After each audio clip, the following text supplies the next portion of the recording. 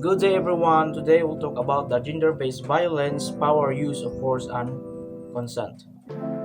GBV means harmful actions done to a person because of their gender. Sa Bisaya pa, mo na mga daotang buhat nga gibuhat sa usa ka tawo ngadto sa babae o lalaki or LGBTQ.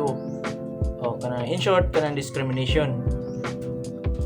Gender-based violence can be physical like hitting, emotional like insults, psychological like threats, sexual or even economic like controlling money.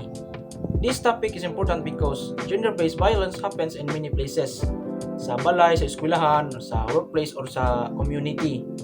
And many victims stay silent because of fear tungkol sa kahadlok. So, one reason why GBV means continuous is because of power imbalance. Dili patas ang gahom sa duha ka tawo, mga dahil taas, na mamubo, dahil magpataas og power, mga kasagaran mag-abusar. So to the next reporter, talking about the abuse of power. Abuse of power. Abuse of power happens when someone uses their position, authority, and influence to control another person. Sa simple nga pagka-explain is mauni kung ang usa ka tawo magbuot, magpugos or manghadlok kay tungod sa mas taas pang iyang position or mas taas pang iyang gahom. Examples of power abuse includes sa balay, for example sa bahay. Kung ang partner nga mga magbuot sa kwarta, magbuot sa lakaw or sa mga decision. Sa school is kining for example kining teacher or senior student nga mag-pressure sa mga mas batan or ang teacher mag-pressure sa estudyante. Sa trabaho kung ang boss nga maghulga sa nga tanggalon ka sa trabaho. And sa community is tao nga magpahadlok tungod sa ilang posisyon. When people abuse power, the victims feel scared or controlled. Mo nang lisod sila moingon og no. So, GBV happens when power is abused and victim becomes weak or afraid. So, next is violence and use of force. Violence and use of force. Many people think violence is only physical, pero sa gender-based violence mas daghan pa.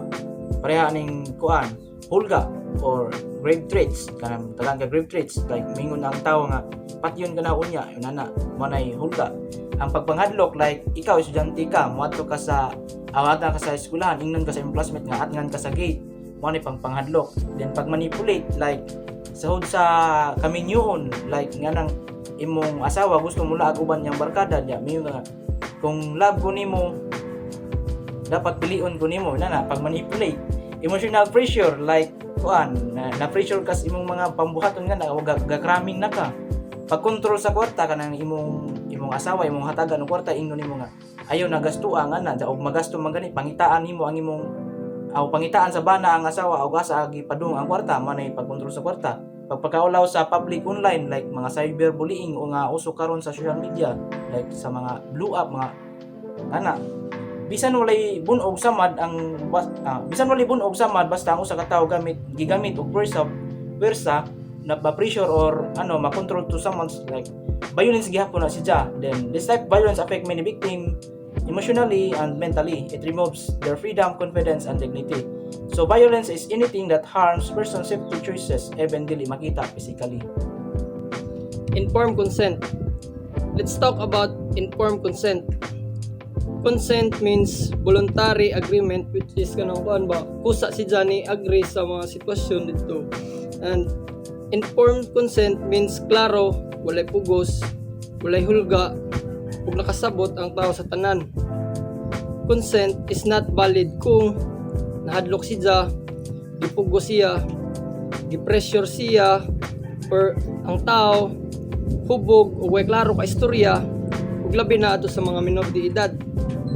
Wala siya freedom to say no. Anything done without real and informed consent, especially in relationship or sexual acts, is considered GBV because it violates a person's rights and boundaries. In summary, GBV happens because of abuse of power, paggamit og pwersa o kawadon sa klarong consent. We must learn to respect others, treat people fairly, and we always make sure actions are voluntary. By understanding this topic, we can help prevent GBV and make our homes, schools, and communities safer.